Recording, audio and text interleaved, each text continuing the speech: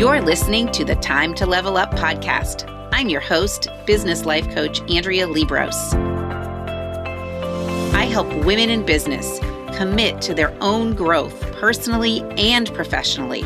Each week, I'll bring you strategies to help you think clearly, gain confidence, make your time productive, turn every obstacle into an opportunity, and finally overcome the overwhelm so that you can make money and manage life. Let's create a plan so you have a profitable business, successful career, and best of all, live with unapologetic ambition. Are you ready to drop the drama and figure out the how in order to reach your goals? You're in the right place. It's time to level up. Let's do this.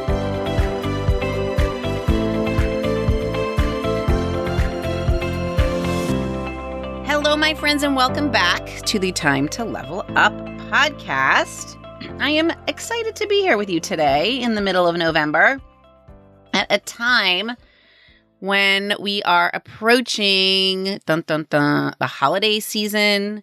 If you're a business owner, it's usually a pretty busy time of year as you're wrapping up this year and planning for next year, which reminds me, now is a great time to do a strategy and planning VIP day. So if you haven't done one of those, if you haven't given yourself some guidance and support with some one-on-one time with me to create your business plan, one that works for your kind of business, one that you're actually going to use as a guide for next year, it is a great time to do that. Who wants to do that stuff alone? Plus, if you do it alone, I would bet you money that it's something that you really won't be able to work off of. It'll just be kind of a document, not really a living document that gives you direction. So I think what makes my style of business planning with my clients unique is that we incorporate both the vision of where they want to go and the traction, what they need to do in order to get there. So that is that. All right, here we go.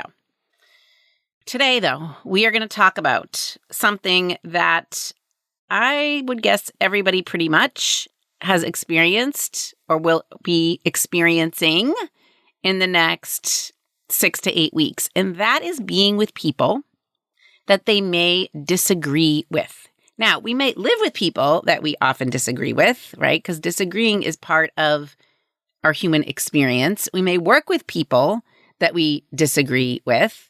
But what I want to talk about today is how do you disagree without it becoming a fight? Okay, without there being extreme animosity that you carry with you. How do you disagree without fighting? Now, why is it so challenging to get along with people? Why is that? Well, I think there's a couple reasons. Number one is stress. We all live with a baseline amount of stress. And I think at times we all have more stress than the baseline. And when we have that heightened level of stress, it becomes harder to get along with people. I think number two, togetherness. Okay, when we're together with another person for an extended period of time, and depending on who that person is, the extended period of time might look different. You're used to being with certain people for extended periods of time. You're not used to being with certain people for extended periods of time. And that time frame, that togetherness time frame can feel different when you have different levels of stress to begin with. So stress and togetherness make it challenging to get along with people. Also, uncertainty, when we don't know exactly what is going to happen, that can also make it difficult to get along with people. And then I think the most relevant, prevalent is the fact that oftentimes we have different agendas. Either they are external, declared agendas or internal agendas. Okay? Those are reasons that we sometimes feel it is challenging to get along with people. But here is the real reason, drum roll please, the real reason that it's difficult to get along with other people and we have disagreements is that we all have human brains. We have patterns of thinking, and each of us we have different patterns of thinking. My brain has a pattern of thinking that's definitely different than my husband's pattern of thinking. Okay? My pattern of thinking is different sometimes than my coach's, and I welcome that. I want the different pattern of thinking in that respect. Okay? That's what makes coaching so valuable. But we as humans have different patterns of thinking. Okay? And I think there are two kind of points here that I want to make about these different patterns of thinking. Because they're patterns, we could look up on Webster's dictionary, what does the word pattern mean? But because they're patterns, we resist changes. We resist state changes, physical state changes and emotional state changes, because we like patterns. Patterns are safe to us.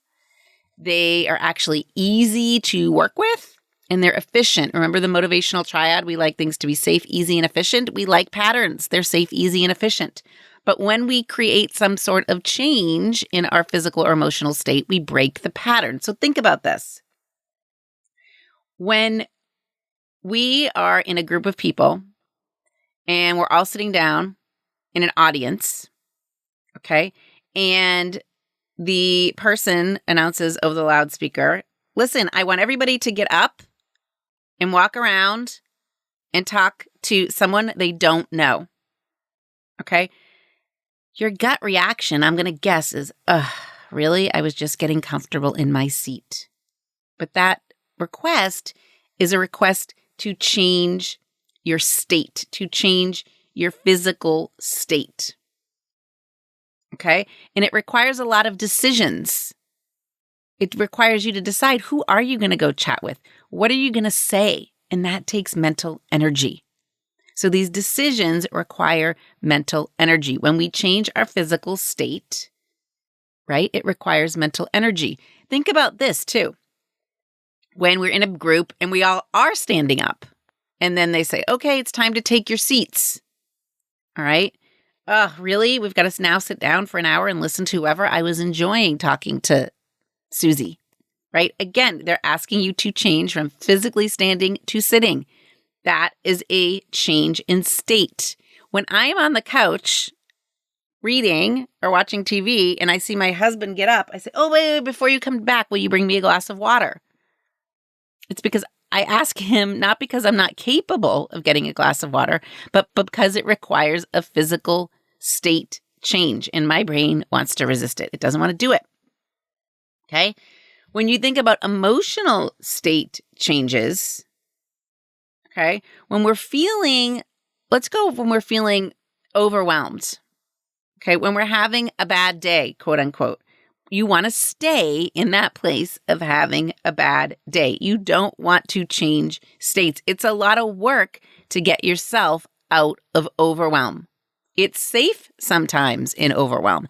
I think do a little check on yourself. If you are one of what I call my passive listeners, so you're kind of a listener, you listen all the time, but you've never really done the coaching work, the work worth doing. You've never engaged in it actively.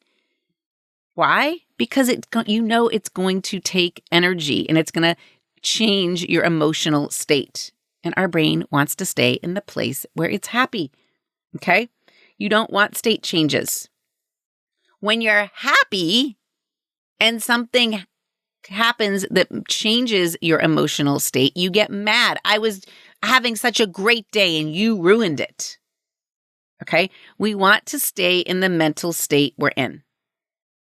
And a lot of times we take out our mental or physical state changes on someone else, especially the emotional state changes. We take those out on other people. All right. So that's number one. That's, where the real reason we have disagreements is because we have human brains, and human brains like patterns. And when we disrupt the pattern because of a state change, we don't like it. Here's the second reason. Okay. Victims need villains. Okay. When we feel helpless and powerless, it feels scary. And we need to find a source of that fear or a source of the pain. We like that source to be the villain. We like that villain to be a person because then we can blame and judge them. So our brain is constantly on the lookout for villains. Okay, we're constantly on the lookout for someone who is causing whatever we're experiencing. And knowing, okay, that is what's really going on. So knowing if someone changes my emotional state that they might say, you created my bad mood, okay? I'm feeling like a victim and I am blaming you, making you the villain.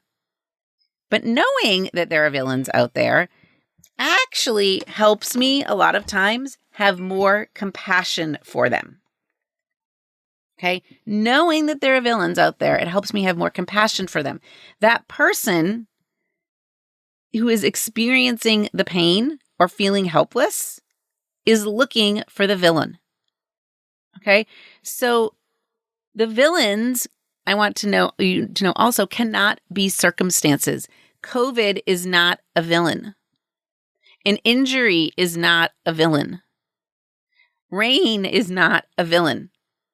It's your thoughts about circumstances. Okay, just like that person over there is really not what caused your bad mood. It's your thought about what they said. Okay, so those are the reasons why we think that sometimes it is challenging to get along with people. Those are the real reasons. It's because they are pattern disruptors.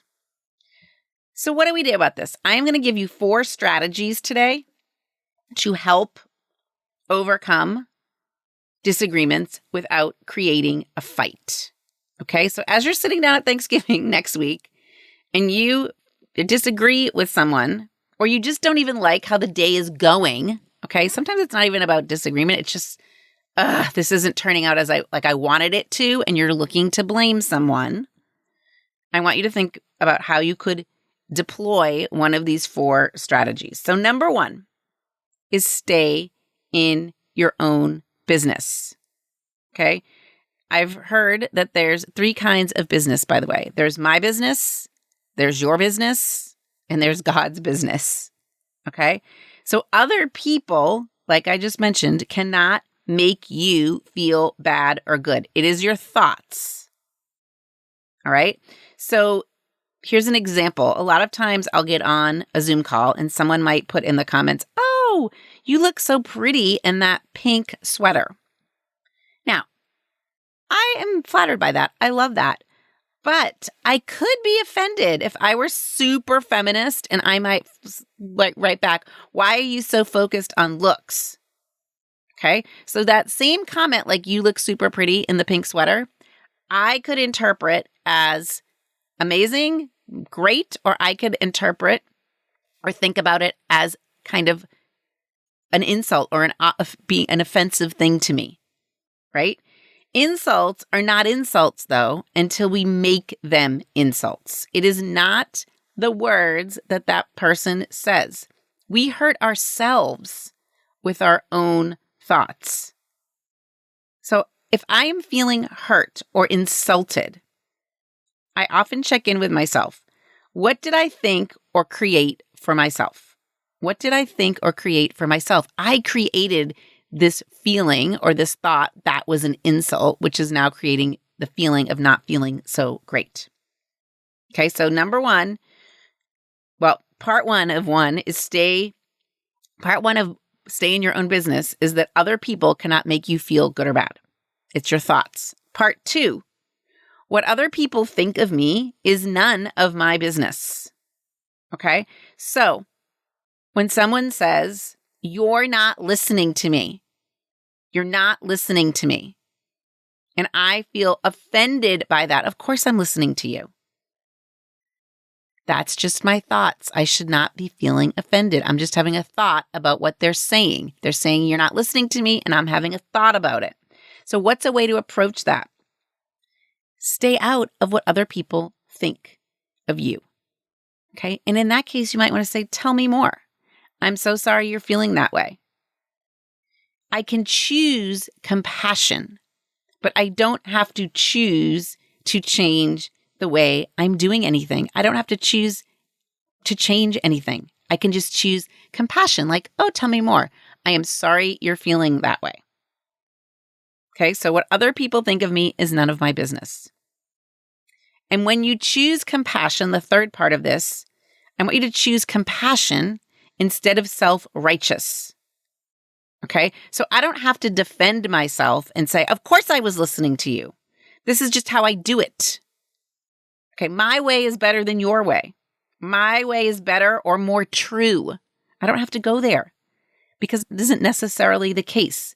We all have agency. We all have the ability to choose what we want to think. And being mad at someone doesn't help.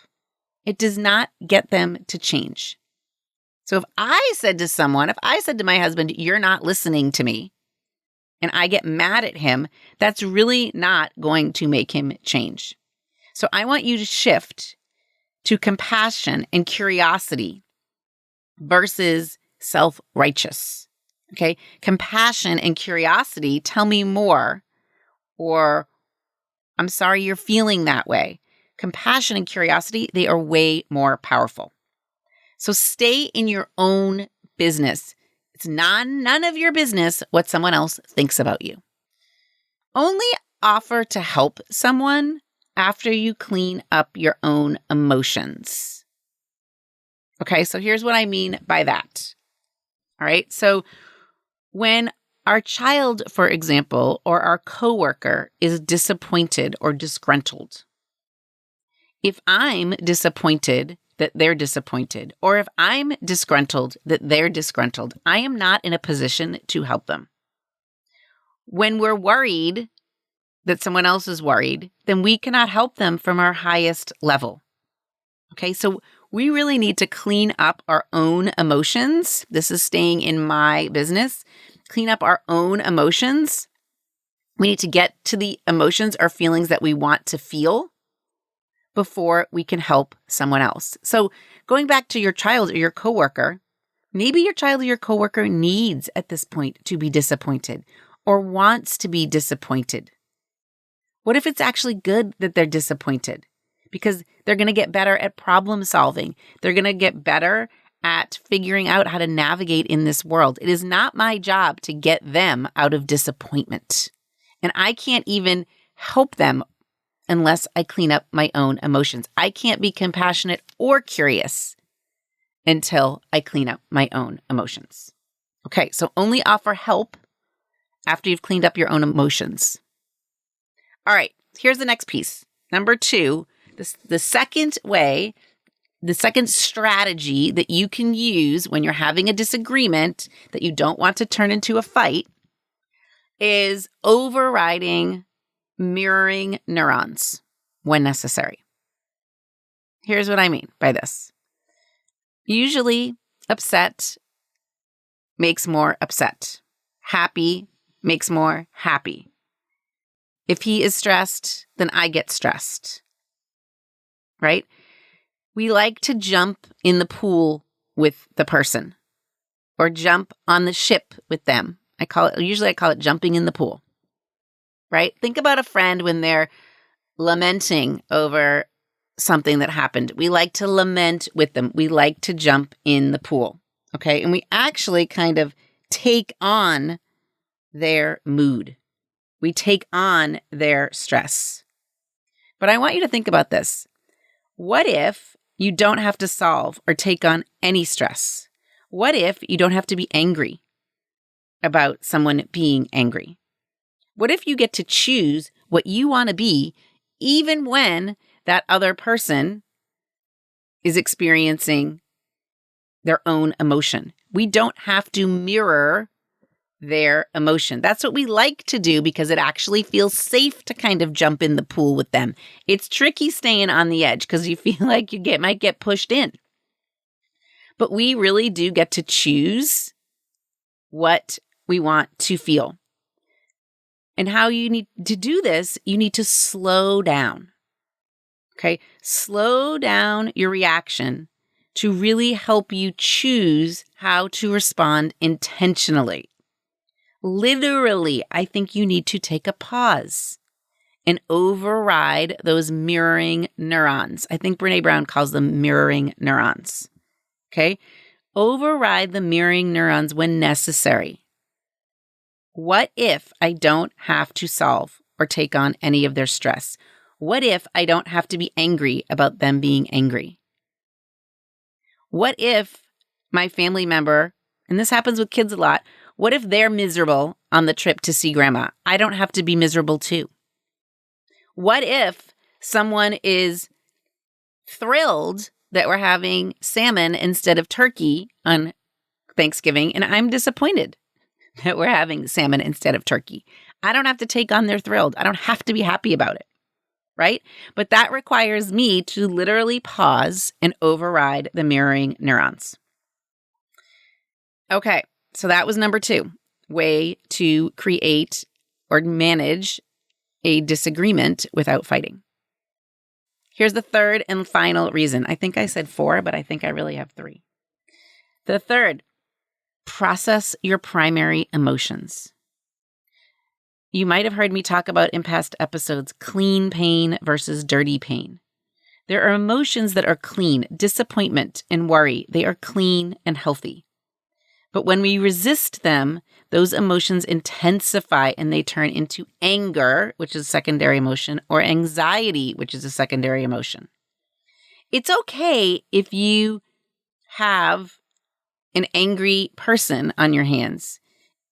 If you don't think it's threatening and don't get angry, if they're angry, then there's no problem. It's okay that they're feeling that way.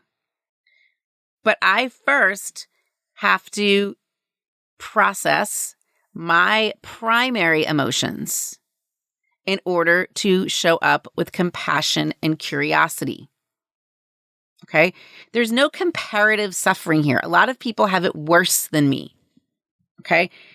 If that's not allowing you to process the emotions. So what I'm saying here is a lot of time we squash our primary emotions. We don't allow them to come out, and then they turn into secondary emotions, and that is when the argument happens. Okay, so think about it. If you're disappointed, that's a primary emotion. That's okay. But if you get to anger, that's a secondary emotion, and that's when you're more likely to have a fight. If you're worried about something, that's okay too. That's clean.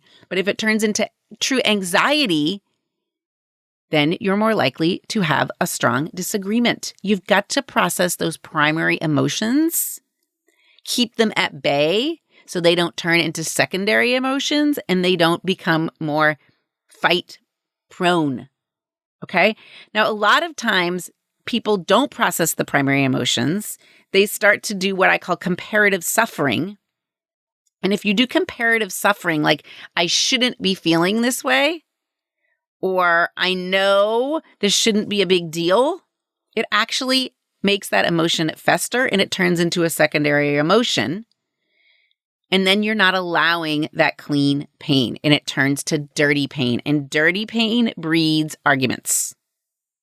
So you need to get good at processing your primary emotions so that they don't turn into secondary and they don't trigger you to create an argument. Okay, and here's the final, maybe 4th thing to know, or 4th strategy. We are made to have primary emotions. We are made for pressure-filled events. We're made to withstand disappointment. We are made to withstand overwhelm. We know how to handle this. And especially you know how to handle it if you're here listening to this. You want to live more, you want to learn more even about it. So over the next 8 weeks, you've got a lot of opportunity to practice disagreeing about something without creating a fight. Okay? So if you are also someone who doesn't like it when someone else is stressed or someone else is disappointed, like my husband is stressed, how can I help him? What if you just allow him to be stressed? Stress isn't a problem until we escalate it into anxiety or stuck stress. So what if you just allow your husband to be stressed and you stay in your own business, not in his? What if you just have compassion and curiosity versus trying to fix it? If someone tells you you're not a good listener and you don't understand, what if you thought, great, this is interesting feedback. Maybe he's right. Maybe I'm not a good listener. Maybe I am a complainer. It doesn't mean that I'm not a great and amazing and valuable person, but feedback can be a gift. So I don't have to jump right into being self-righteous or defending myself. I can just accept it. Maybe that's a gift. Okay? So you are in charge of how you feel. You are in charge if a disagreement becomes a fight. It is not that external other person. It's all on you, my friends. All on you.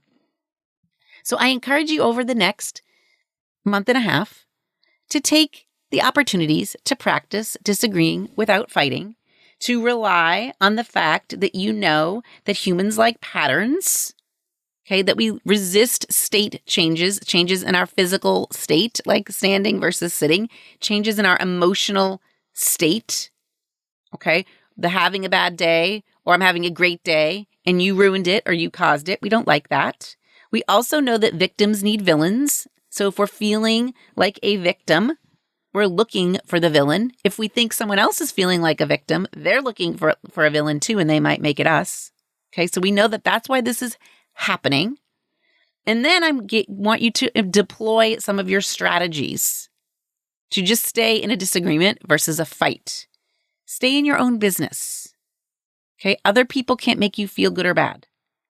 What other people think of you is none of your business. Choose compassion and curiosity versus self-righteousness. Offer only to help them after you've cleaned up your own emotions. Override your mirroring neurons. Pause, literally, and choose who you want to be in this situation.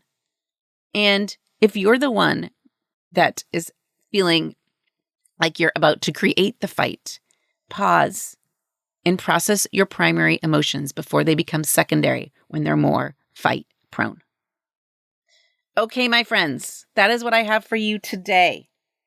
This kind of thing is what we do and talk about and perfect inside Committed to Growth, my life coaching program.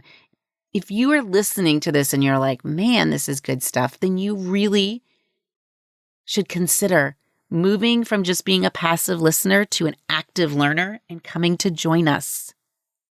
Enrollment is open throughout the month, and you need to enroll by the last Thursday of the month in order to join us the following month.